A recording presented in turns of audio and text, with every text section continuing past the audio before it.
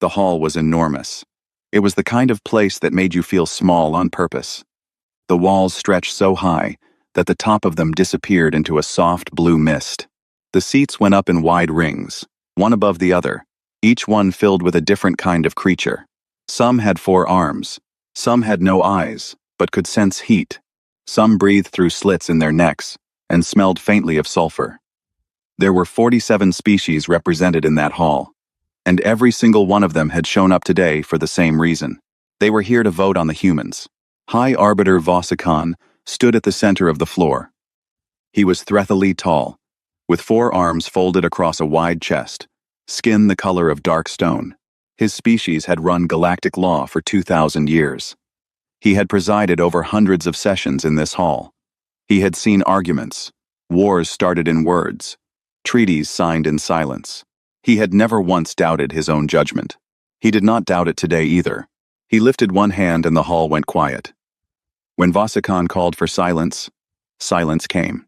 The case against humanity, he said, has been building for 40 years. Today, we close it.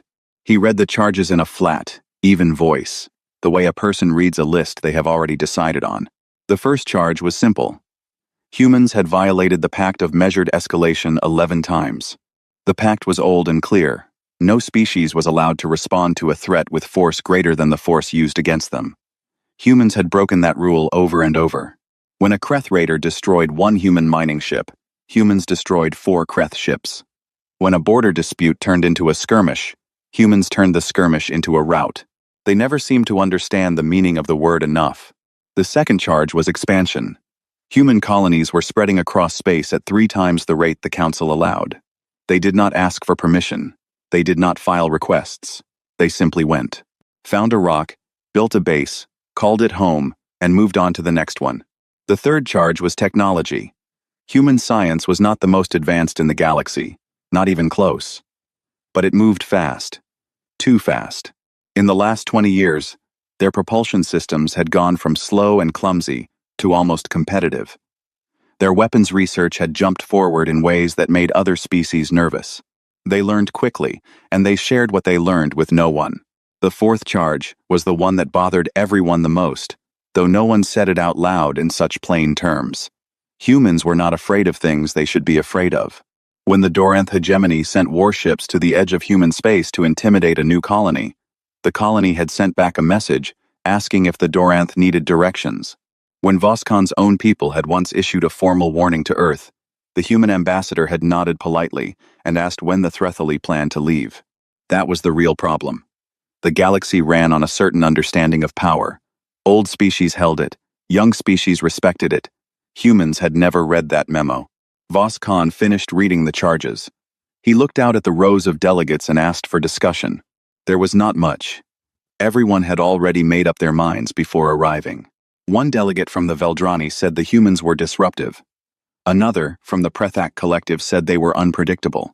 A delegate from a species that communicated through color changes in their skin flashed a deep, warning red, which the translator rendered as dangerous pattern. Only one voice pushed back. Ambassador Kale Shah stood up slowly. She was Drivari, small and slim, with large dark eyes and a quiet way of speaking that made people lean in to hear her. Her species was old, not as old as the Threthali, but old enough to have watched empires come and fall like tides. I want to ask one question, she said. Not about what humans have done, about what they will do when we take everything away from them. No one answered because the question felt too small to bother with. They have broken rules, she continued, because they are young and they are impatient. Every species here was young once. Every species here was impatient once. She paused. The difference is that when we were young, the ones above us chose to guide us, not expel us. Voskan looked at her with the patience of someone waiting for a storm to pass. Ambassador Kale Shah, the vote is called. She sat down. She had known it would go this way. She had hoped to plant doubt. Looking at the faces around the hall, she could see that she had not. The vote was 46-1. Humanity was stripped of its trade rights. Its access to galactic communication networks was cut. The military protections that applied to all council member species would no longer apply to humans.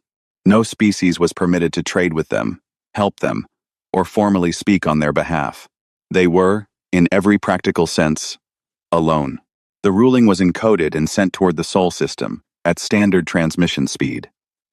It would arrive at Earth in a matter of hours. The council moved on to other business. Voskan called the next item on the agenda. Delegates began side conversations. Someone ordered refreshments from a service drone. The human question, as far as most of the hall was concerned, was finished. Then the reply came. It came faster than anyone expected. The transmission broke through on the open channel 6 hours after the vote was cast. The translator rendered it without delay, and the words appeared on every screen in the hall. Understood. Will manage. That was all. No protest. No appeal. No request for reconsideration. A ripple of laughter moved through the hall. A few delegates made sounds of amusement in whatever way their species expressed it. Even Vosakon's expression shifted slightly, not quite a smile, but something close to satisfied. Kailshaw did not laugh. She read the message again. Then she read it a third time, slowly. Will manage. 2 words. But the way they sat together felt heavy to her. Not the words of a species that was frightened. Not the words of a species asking for mercy. They were the words of a species that had already decided something and was simply letting the rest of the galaxy know. She requested a private session with Voskan before she left the hall. He told her his schedule was full. She sent a written message instead, flagged urgent. He did not read it. Kailshaw walked to her ship alone. The stars outside the station's viewport were cold and still. She stood at the window for a long time, looking in the direction of the Sol system, thinking about what a species did when it had nothing left to lose and no reason left to hold back. She thought about the word her people used for that kind of creature, Vildun. She hoped she was wrong. She did not think she was. 3 years is not a long time when you have lived for centuries. For species like the Thretali, 3 years was barely a breath. It was enough time to file reports, hold a few sessions, and let the memory of a problem soften into background noise. The Galactic Council had expected the human situation to resolve itself in one of a few predictable ways. Some delegates had bet on economic collapse. Without council trade routes, human colonies were cut off from materials they needed. The outer settlements would wither first, then the inner ones. Then, eventually, a quiet delegation would appear at the gates of Concord Eternal, with lowered eyes and prepared apologies, and the whole thing would be settled. Others had expected conflict. Humans had a history of turning inward when things went wrong. Internal politics would become unstable. Factions would form. Some part of human space would break off from another part, and the slow fire of civil unrest would do what the council did not need to do itself. What no one had expected was silence. Within 8 months of the vote, human outward transmissions dropped by 60%. Within a year, they had fallen to almost nothing. The usual chatter that filled the edges of human space trade signals, news broadcasts, emergency beacons, routine colony check-ins went quiet, not jammed, not destroyed, just gone. It was as if humanity had stepped behind a closed door. The council assigned a monitoring team to track the situation. Their reports came in monthly, flagged as routine. For a while, the reports said little. Movement detected. No communications. Observation ongoing. The council noted it and moved on. But in the second year, the monitoring team started writing different reports. The first one that caught any real attention was filed by a Thretali analyst named Sorveth. He had been assigned to watch human space as a low priority, posting the kind of job given to analysts who were not yet trusted with anything important. Sorveth was young and thorough and deeply bored, which meant he read everything twice. What he found in the drone footage was not dramatic. It was not explosions or fleet movements, or any of the things that usually triggered alarms. It was something smaller and stranger. Every human shipyard he could observe was running without pause. Day shifts, evening shifts, night shifts, not because there was an emergency, but because humans had redesigned their labor into rotating teams that never left the line empty. Other species built ships on a schedule that matched their biology. Thretali workers needed long rest cycles. Veldrani required specific light conditions. But humans, it turned out, had long ago invented the system of continuous shifts, specifically because they understood that a machine doing nothing was a machine wasting time. The shipyards never stopped. Sorveth flagged asteroid belts and gas giant mining operations that had previously been marked in the Council's own surveys as not economically viable. Humans were working them anyway. They had built processing stations in locations where the energy cost of extraction should have made the whole operation a loss. Something in their math was different. Either they were desperate enough to mine at a loss, or they had found a way to do it that the Council's models had not accounted for. He pulled up older data on human energy research and compared it with what he was seeing in the new footage. Then he sat back and looked at his ceiling for a while. He filed the report under a yellow flag, notable, not urgent, and sent it up the chain.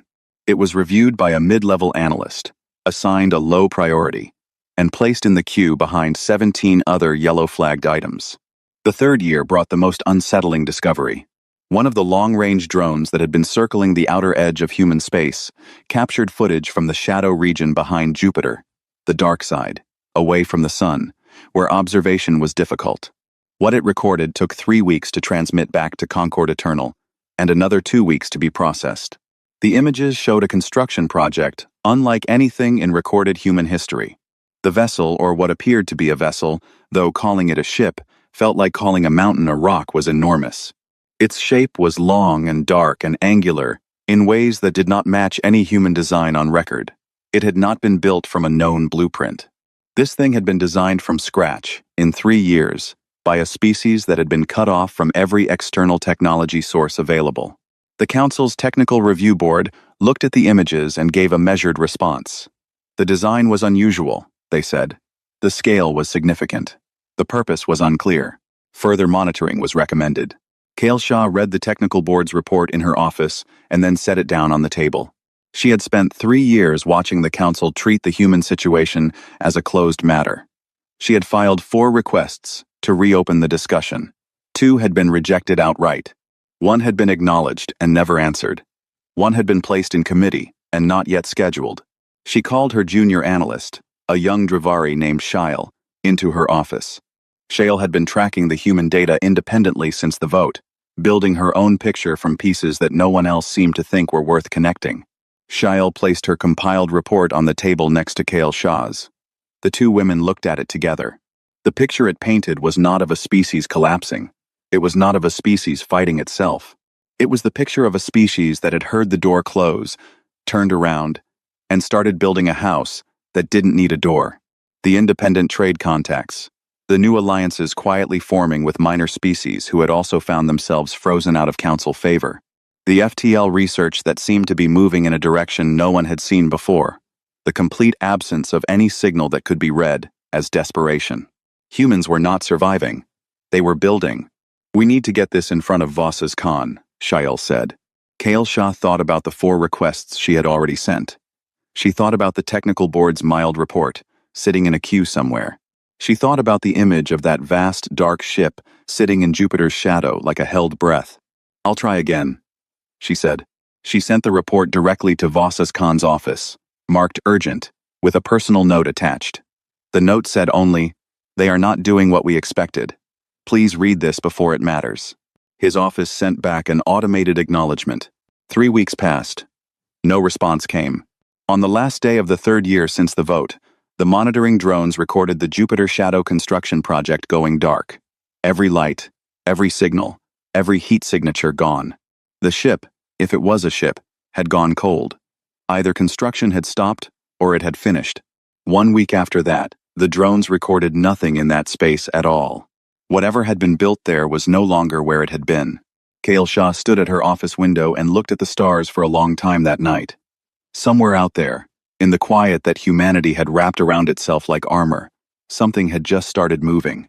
She did not know where it was going. She suspected that someone, somewhere, was about to find out. The Dorinth hegemony had been waiting for the right moment for a long time. They were an old empire, heavy and slow-moving the way empires get when they've been powerful for too long. They didn't expand because they needed more. They had plenty. They expanded because expansion was the only thing they understood as proof that they still mattered.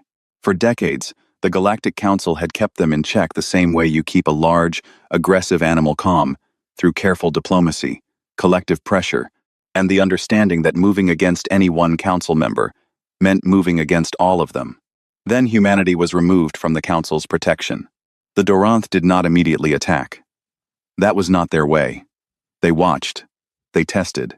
They sent ships close to council borders in the Veldrani frontier, 3 worlds at the far edge of explored space, council members but lightly defended, chosen specifically because they were far from the center of council power and hard to reinforce quickly.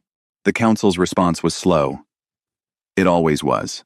First came the diplomatic channels, then the formal warnings, then the emergency sessions, then the debate about proportional response versus decisive action, then the vote on whether to authorize a coalition fleet, then the second vote, because the first one failed to reach the required threshold. 11 weeks from the first Doranth incursion to a defense authorization. Another 4 weeks to assemble ships from multiple species into something that could actually fight together. In that time, the Veldrani lost 2 colonies. 60,000 people evacuated under fire, with Doranth ships burning the infrastructure behind them. The coalition fleet was still 3 weeks out from the frontier when something else arrived. The sensor operator on the Threthali command ship was the first to see it. She called her superior. Her superior called his superior. Within 10 minutes, the entire bridge was staring at the same readings with the same expression. Ships had dropped out of FTL at the edge of the Veldrani system. A lot of them. The drive signatures were wrong. Not wrong like they were malfunctioning, wrong like they were new. Cleaner than the Council's standard FTL. More efficient. They left a smaller distortion pattern when they exited warp, which meant they had more precise control over their exit point than anything the Council currently operated. The hulls were long and dark and angular, unlike any design on record except one. Except the thing that had been photographed in Jupiter's shadow and had then quietly disappeared. The flag on the lead ship was a circle of stars on a dark field. The same flag that had been banned from galactic space 3 years ago. The Threthali commander, Admiral Rexoth, opened a channel immediately. Unidentified human vessels. You are operating in restricted space. You are in violation of the Council exclusion order. Identify your commander and state your intentions.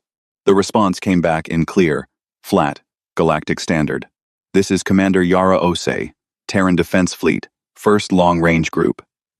Our intentions are our business. Stay out of our way. The channel closed. Rexoth stared at the screen for a long moment. Then he recorded an urgent message to Concord Eternal and sent it. Then he watched what happened next. What happened next did not look like a battle. It looked like a lesson. Osei's fleet moved without ceremony. There were no broadcasts of intent, no ritual declarations, none of the formal protocols that galactic warfare had operated on for centuries. The Doranth had invaded following those very protocols. They had sent warnings, declared objectives, and engaged according to understood rules, because those rules existed to give everyone a chance to calculate whether fighting was worth it. Osei had clearly decided that the Doranth had already done their calculating, and the only thing left was to change their math. She hit the supply lines first. The Doranth had 6 resupply ships positioned across 3 nearby systems, keeping their invasion fleet fed with fuel, ammunition, and replacement parts. Within 18 hours of arriving, all 6 were gone, not destroyed, which would have created debris and time, but captured and redirected. The Doranth invasion ships at the front received a final supply drop, and then nothing more. Then she cut the communication relays the Doranth had placed to coordinate their fleet. One by one, quietly, from directions no one was watching, human ships moved through the edges of the system and dismantled the network that held the Doranth command structure together. The Doranth fleet had been designed to fight the kind of enemy that announced itself. An enemy that formed a battle line, committed to engagements, and fought until one side broke. The human fleet never formed a line. It was everywhere and nowhere, hitting logistics, communications, and positioning all the invisible structure that a fleet depended on without ever thinking about it until the Doranth invasion force was enormous, powerful, and completely unable to function. On the 3rd day, the Doranth fleet commander, a massive being named Hegemon Admiral Dur, sent a transmission on the open channel demanding to know who was attacking him. He received coordinates, not words. Just coordinates the exact location of every one of his remaining supply caches, and the time at which human ships would arrive to take them. On the 12th day, The Doranth fleet retreated. They did not surrender, that was not something the Doranth did. But they left. They crossed back over their own border, and they did not come back. The 2 Veldrani colonies that had already been lost could not be reclaimed through a naval victory. But the 3 that remained were whole. The 60,000 who had evacuated were still alive, sitting in temporary shelters on the 3rd planet, watching the battle unfold on news feeds, in stunned, exhausted silence. The 3 Thali coalition fleet arrived 4 days after the Doranth retreated. They found a system that was already quiet, and a human fleet that was already leaving. Ose had not waited for thanks. She had not requested any meeting or recognition. She had come, done what she came to do, and turned her ships toward the dark. Rexoth sent a hail. It took an hour to get a response. Commander Ose, the Council thanks you for your assistance. We would like to discuss. We didn't do it for the Council, Ose said. Her voice was calm and unhurried. We did it because people were dying, and we were close. She ended the transmission. Rexoth's after-action report landed on Voss's Khan's desk within the week. It was detailed and precise, and it did not attempt to soften anything. The human fleet had moved faster, hit harder, and shown a tactical understanding that the Threthalli's own war colleges would need years to fully analyze. The High Arbiter read the report twice. Then he opened the files his office had been collecting Sorveth's yellow-flagged report from 18 months ago. Shael's compiled analysis that had been buried in a committee queue, and Kael Shah's 4 separate requests, each one unopened. He read them all. Then he called his assistant. Find Ambassador Kael Shah, he said. Tell her I'd like to meet at her earliest convenience. There was a pause on the other end. High Arbiter, the assistant said carefully. She has 4 outstanding requests to meet with you. The earliest is from 3 years ago. Voss's Khan was quiet for a moment. Tell her I apologize for the delay, he said. The message from Concord Eternal arrived at the Human Government's communication office on a Tuesday. It was formal and carefully worded, the way all council communications were layered in diplomatic language so thick that the actual meaning had to be dug out, like something buried. The meaning, once dug out, was this. The council wished to discuss humanity's return to galactic society. Given recent events, a phrase that stood in, forgiven that you just saved 3 worlds we couldn't save ourselves, the council was prepared to offer a full review of the exclusion order. Reinstatement of trade rights was possible. Communication access would be restored. The council extended what it called a gesture of good faith, and what everyone understood was a face-saving exercise. The message was read by Director Emeka Solis, who was the head of what the human government now called the Office of Galactic Relations. He was a quiet man, not tall, not imposing, with close-cut gray hair and the kind of stillness that made people in rooms with him pay attention without knowing why. He had spent the last 3 years doing the same thing every other human in government had been doing, working without stopping, building without asking permission, moving in silence while the galaxy assumed they were falling apart. He read the message once. He set it down. He walked to his window and looked out at the city for a while. Then he called his team. There were 4 of them, and they spent 2 days preparing a response. Not a written response, but a physical one. Solis and 2 of his staff would travel to Concord Eternal personally. The 4th member of the team would stay behind and monitor communications. They left on a ship that had been built in the last 2 years. It was not a warship. It had no weapons. But it was faster than anything the Council's civilian fleet could produce, and it moved with a smooth, quiet confidence that said, more clearly than any words, that whoever had built it understood exactly what they were doing. They arrived at Concord Eternal, unannounced.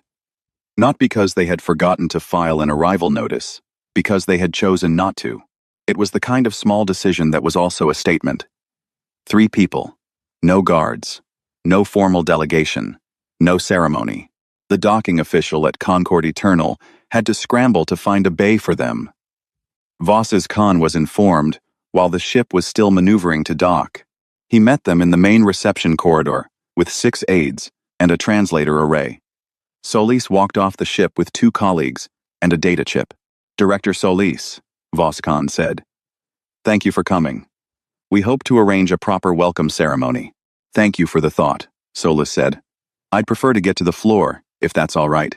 Voss's Khan looked at him for a moment. Of course, the session was not a full council meeting. There had not been time to convene one. But word had spread through the station quickly, and by the time Solis walked onto the council floor, most of the gallery was filled. Delegates who had other things to do had found reasons to be present. Even the ones who had voted most loudly for exclusion 3 years ago were there, sitting up in the tiered seats with careful expressions. Solis walked to the center of the floor. He did not look around at the gallery. He reached into his jacket, took out the data chip, and placed it on the central presentation table. "I was told the council wishes to discuss reinstatement," he said. "I want to be clear about something before we begin. We did not come here for reinstatement." The gallery rustled. Voskhan's expression did not change, but something in it went very still. "Then what?" Voskhan said carefully. "Did you come for?" "To discuss the new terms," Solis said. He activated the data chip. The display that filled the center of the room was not a plea. It was not a list of grievances. It was a map updated, comprehensive, and detailed of what human space had become in 3 years of silence. The independent trade network had been built from scratch, using routes the council had never mapped because they ran through regions it had never considered worth mapping. It was already operating. 6 species that had found themselves consistently marginalized by council trade agreements had joined it. None of them were powerful on their own. Together, they moved enough cargo to matter. The Mutual Defense Treaty was next. 4 smaller species had signed it. 3 of them had been targeted by Duranth-adjacent powers in the past decade and had received inadequate protection from the Council. They had not needed much convincing. Then came the FTL drive specifications. The display showed the technical details of the new propulsion system, that human ships now ran on the same system that had brought Osei's fleet to the Veldrani frontier, faster than the coalition ships that had been dispatched weeks earlier. It had been built from first principles because the licensed council technology had been cut off. It was more efficient, more precise, and did not require components that only 3 council member species produced. The gallery had gone very quiet. The final document expanded across the display in plain text. It was titled, "The Human Charter of Galactic Standing." It was not long. It did not use more words than it needed. It stated that humanity, having operated independently for 3 years without the support of the Council, and having demonstrated the capacity to defend both itself and others, claimed peer status in galactic civilization, not membership under Council terms, but standing as a sovereign equal. It was not a request. It was a statement of fact, with documentation attached. The noise that broke out was immediate and loud. The Threthali delegate called it illegal. 2 others said it had no precedent. A Prethak representative was on her feet, saying that peer status could only be granted, not claimed, and the process for granting it required a full review period of no less than 5 years. Solis stood in the center of all of it and did not move. When the noise had run its course, and the hall was settling into heavy, resentful quiet, he spoke again. 3 years ago, he said, "You took away our trade rights. We built new trade routes. You cut our communication networks. We built new ones. You removed our military protections. We noticed that protection you could remove whenever it was inconvenient was not really protection." He paused. "You left us to be consumed by whatever came next. Instead, we learned something about ourselves." He let that sit for a moment. "We are not asking to come back. We are informing you that we are already here." The vote on the Charter of Peer Status took place 2 days later, after procedural arguments that filled an entire session. Species that had voted for exclusion 3 years ago found themselves in complicated positions. The Veldrani, whose worlds existed because of Osei's fleet, voted yes without hesitation. The Drevari voted yes. 6 other species whose relationships with the Council had always been quietly difficult voted yes. The final count was 39 inches favor, 8 against. The charter passed. Kale Shah, sitting in her gallery seat, did not cheer. She did not make a show of satisfaction. She simply looked at the results on the display board and let herself feel, for just a moment, the relief of being right about something she had wished very much to be wrong about. After the session ended, she found Solis in the corridor outside the floor. They had not met before. She introduced herself. "I voted against the exclusion," she said. "I want you to know that." Solis nodded. "I know. We kept records." I sent warnings, she said. They weren't listened to. We know that too. She looked at him for a moment. Are you angry? Solis thought about it. No, he said. We're busy. He said goodbye politely and walked back to his ship. Voskon did not return to the Threthali homeworld right away after the session. He stayed on Concord Eternal longer than his schedule required, spending hours in the station's archive wing, a part of the station that few people visited anymore, where records were kept on old formats that needed special readers, filed by analysts who had long since retired or died. He was not sure what he was looking for exactly. He told himself he was doing research. He told himself he wanted to understand where the Council's models had failed. He was a meticulous being, and he did not like being wrong. And when he was wrong, he preferred to trace the error back to its source, so it would not happen again. He started with the oldest human observation records in the Threthali system, reports filed by the scouts and watchers his people had positioned near the Sol system, long before humanity had ever left their own planet. His species had been watching Earth for centuries. They had written detailed field notes. He pulled the files and started reading. The first reports were scientific: behavioral observations, social structure analysis, notes on human biology, the odd combination of endurance and fragility, the strange way they healed from damage that would permanently impair most species, notes on how quickly their population recovered from disasters, notes on the speed of their technology development, even in those early centuries. Then the tonal notes, the things the observers had found confusing, or interesting, or worth flagging. He read for 3 hours before he found the line. It was buried in a report from an observer stationed near Earth almost 400 years ago, well before first contact. The observer had been watching a conflict, one of the many human wars that had defined that period of their history.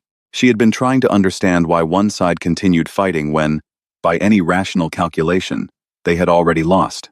She had written, "They do not stop, even when they should, especially when they should." Vosikon put the reader down and sat with that for a long time. The same phrase appeared in other reports, not copied, independently written by different observers, across different centuries, watching different events. A researcher in one era watching humans rebuild a city that had been destroyed 3 times in 50 years. An analyst in another era watching a human expedition push deeper into a hostile region after losing half its crew. A diplomat's aide watching a trade negotiation fall apart, and the human representative simply schedule another meeting for the following week, as if the failure had not happened. They do not stop. He had known this. It was in the record. His own species had documented it, studied it, filed it under behavioral analysis, and moved on. They had treated it as an interesting quirk, rather than the single most important fact about the species they had just pushed into a corner. He sat in the archive for a long time after that, not reading, just thinking. He did not think the Council had made a mistake in the traditional sense, in the sense of acting on bad information. The information had been there. He had had access to it. Everyone had. The mistake was in what they had chosen to pay attention to. They had looked at humans and seen the rule-breaking and the expansion and the refusal to be afraid, and they had called it recklessness. They had not looked deeper and asked what kind of species produces that behavior. What it means when something keeps moving forward, not because it is not afraid, but because being afraid is simply not enough to stop it. He filed a personal note in his own records, not for the Council, not for publication, just for himself. It said, "We underestimated them, not because we lacked information. We underestimated them because we assumed our own experience was universal. We assumed that what had always stopped other species would stop them. It didn't." He closed the archive files and left. Kale Shaw's message to Director Solis was short. She had thought about writing something long and formal, something that explained the history of her involvement, the warnings she had given, the frustration of the years between the vote and the charter. She had drafted 3 versions of it. All of them felt like too much. In the end, she sent a single paragraph. She told him that her people had a word Veldun for a creature that became most dangerous at the exact moment it was cornered. She told him that in 400 years of watching other species face crises, her people had never applied that word to any of them and been right in the way they had hoped to be wrong. She told him that the Dravari would remember this. Solis read the message at his desk early in the morning, before the rest of his office was open. He read it once, then again slowly. He thought about the 3 years of work, the silence, The shipyards that never went dark, the long weeks of planning for a war they had not wanted, but had prepared for anyway, because preparation did not require wanting. He saved the message in a private folder. He did not share it with anyone. He did not know exactly why, only that it felt like something that belonged to the quiet, rather than the public record, a small, careful acknowledgement between two people who had been watching the same thing from opposite sides of a very wide room. He went back to work. The new galactic maps took several months to be officially redrawn. Cartographers working for the Council's geographic registry had been putting it off because the task was complicated. Human space, as it now existed, did not fit neatly into the old framework. It pressed outward in ways that the old categories had no language for. It was not a member state in the traditional sense. It was not an independent system in the old sense either. It was something the maps had not needed to show before. The cartographer assigned to the final version of the update worked late on the last night of the project. She had been careful and precise throughout, the way good mapmakers always were. But in the margin of the master chart, beside the region marked in white humanities sphere, she made a small annotation in her own handwriting. It was not official. It would not appear in the published version. It was just for the record, the way cartographers sometimes left small notes to each other across the centuries. It said, emerged from exclusion. Duration, 1,096 days. Status, peer civilization. Note, do not exclude again. She closed the file and went home. Commander Yara Osei was 3 jumps past the edge of mapped space when the news of the charter vote reached her ship. Her communications officer brought it to the bridge and read the headline aloud, the way junior officers do when they think something is significant enough to interrupt. Osei listened to the headline. She nodded once. Good, she said. She turned back to the navigation display in front of her. It showed a region of space that the Council had marked as unexplored on every map it had ever published, which meant that no one the Council trusted had been there yet. She had been there. Or rather, she was going. The distinction didn't matter much to her. Next jump in 40 minutes, she said to the navigator. Aye, Commander. She looked at the dark ahead of her ship, the old, cold, enormous dark that sat between stars, like the silence between words, and she thought about nothing in particular and everything at once, the way people do, when they are exactly where they are supposed to be. 40 minutes later, her ship jumped.